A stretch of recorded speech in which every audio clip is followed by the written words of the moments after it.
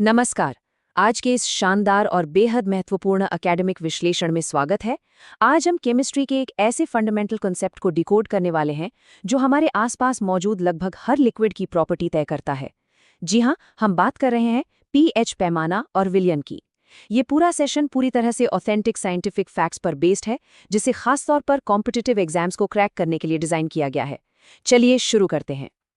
इस एनालिसिस का स्ट्रक्चर बहुत ही लॉजिकल रखा गया है ताकि फैक्ट्स को मास्टर करना आसान हो। सबसे पहले भाग 1 पीएच पैमाना की मूलभूत अवधारणा, फिर भाग 2 अम्लीय, क्षारीय और उदासीन, इसके बाद भाग 3 सामान्य त्रुटि और विश्लेषण, और आखिर में भाग 4 त्वरित संशोधन के लिए एक महत्वपूर्ण तालिका। Okay, let's dive into this. भाग 1 पीएच पैमाना, मूलभूत अवधारणा। तो केमिस्ट्री में ये पीएच पैमाना यानी पीएच स्केल आखिर है क्या? ये एक बेहद प्रिसाइज टूल है जिसका इस्तेमाल किसी भी जलीय विलयन यानी एक्वस सॉल्यूशन की अम्लीयता, एसिडिटी या क्षारीयता, एल्कालिनिटी को मापने के लिए होता है। ध्यान देने वाली बात यह है कि इस स्केल की एकदम स्ट्रिक्ट न्यूमेरिकल बाउंड्रीज होती हैं। इसकी वैल्यू 0 से शुरू होकर ठीक 14 तक जाती है। बस ये 0 से 14 का दायरा ही वो फ्रेमवर्क है जिस पर दुनिया के सारे एक्वस सॉल्यूशंस को टेस्ट किया जाता है।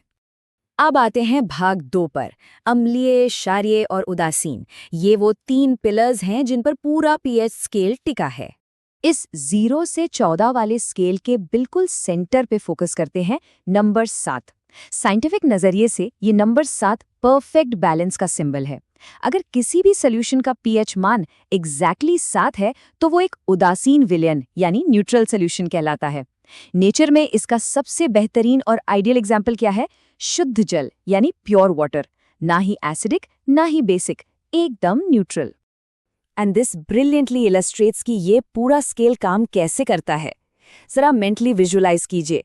7 के सेंटर पॉइंट से जब हम नीचे 0 की तरफ जाते हैं तो सॉल्यूशन अम्लीय यानी एसिडिक सॉल्यूशन होता जाता है।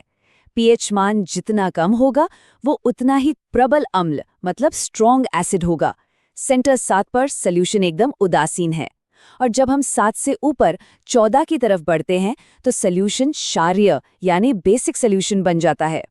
पीएच वैल्यू जितनी ज्यादा होगी वो उतना ही प्रबल क्षार यानी स्ट्रॉन्ग बेस होगा। चलिए अब अपनी स्पीड को थोड़ा धीमा करते हैं और गहराई में चलते हैं। भाग 3 सामान्य त्रुटि और विश्लेषण। यहाँ हम एग्जाम में फंसाने वाले सवालों को डीकंस्ट्रक्ट करेंगे। एग्जाम्स में अक्सर एक स्टेटमेंट देखने को मिलता है, अम्लीय विलयन 7 से अधिक पीएच का होता है। ये एक बहुत बड़ी साइंटिफिक मिस्टेक है। हम इसका तुरंत वैज्ञानिक सुधार कर सकते हैं। ये स्टेटमेंट पूरी तरह से असत्य है। साइंटिफिक फैक्ट ये है कि अम्लीय विलयन का पीएच मान हमेशा 7 से कम यानी लेस देन 7 होता है। अगर वैल्यू 0 से 6.9 के बीच है तभी वो अम्लीय कहलाएगा। और याद रखिए, एक कम पीएच मान हमेशा एक प्रबल अम्ल यानी स्ट्रॉन्ग एसिड को इंडिकेट करता है। इसी तरह एक और गलत कथन को एनालाइज करते हैं। स्टेटमेंट है, क्षारीय विलयन का पीएच 7 से कम होता है। ये कथन भी तथ्यात्मक रूप से गलत है। वैज्ञानिक सिद्धांत स्पष्ट करते हैं कि क्षारीय विलयन का पीएच मान हमेशा 7 से अधिक यानी ग्रेटर देन 7 होता है। एक उच्च पीएच मान अनिवार्य रूप से एक प्रबल क्षार यानी स्ट्रॉन्ग बेस को दर्शाता है। इन दोनों कथनों को एनालाइज करने के बाद कंक्लूजन बिल्कुल साफ है। एग्जामिनर ने जानबूझकर अम्लीय और क्षारीय की परिभाषाओं को आपस में बदल दिया है ताकि कंफ्यूजन क्रिएट हो। इसलिए दोनों में से कोई भी कथन सत्य नहीं है। जब भी आपके सामने ऐसा सवाल आए तो इसका एकदम सटीक जवाब होगा ना तो 1 ना ही 2 यानी नीदर 1 नॉर 2।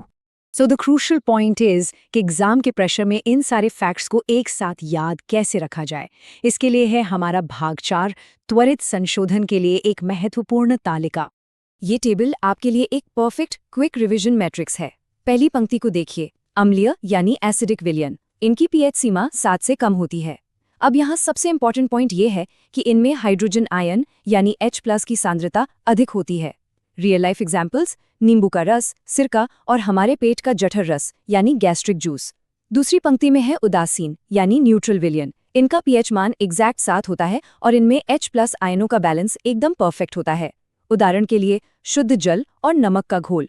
और तीसरी पंक्ति में है क्षारीय यानी बेसिक विलयन, इनकी पीएच सीमा 7 से अधिक होती है और यहाँ H+ की सांद्रता कम होती है। इसके कॉमन एग्जाम्पल्स हैं साबुन का पानी, मानव रक्त यानी ह्यूमन ब्लड और मिल्क ऑफ मैग्नीशिया। ये सिंगल टेबल इन सभी कॉन्सेप्ट्स को एक ही जगह पर क्रिस्टल क्लियर कर देती है। इस एनालिसिस को रैप अप करने से पहले सोचने के लिए एक बहुत ही इंटरेस्टिंग सवाल है। मानव रक्त यानी ह्यूमन ब्लड और नींबू के रस यानी लेमन जूस के पीएच में आखिर क्या अंतर है? जरा सोचिए, एक ही इंसान के शरीर में या फिर हमारी रोजमर्रा की जिंदगी में मौजूद ये लिक्विड्स इस 0 से 14 वाले केमिकल स्पेक्ट्रम के दो बिल्कुल अलग-अलग सिरों पर कैसे मौजूद हैं? ये सिर्फ एक फैक्ट नहीं है, बल्कि ये दिखाता है कि केमिस्ट्री का ये पैमाना हमारे जीवन में कितनी गहराई से जुड़ा है। इसी विचार के साथ हमारा आज का ये एक्सप्लेनर सेशन यहीं समाप्त होता है।